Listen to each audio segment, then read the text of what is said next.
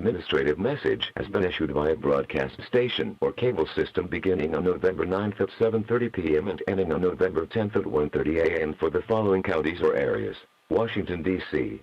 The Metropolitan Police Department is seeking the public's assistance in locating 13-year-old Jabriel Harling, who was last seen in the 5300 block of J Street, Northeast Washington, D.C. on Monday.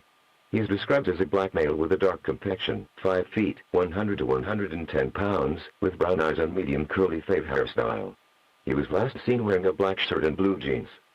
If you have any information about the whereabouts of the missing person, please call the Metropolitan Police Department at 202-727-9099.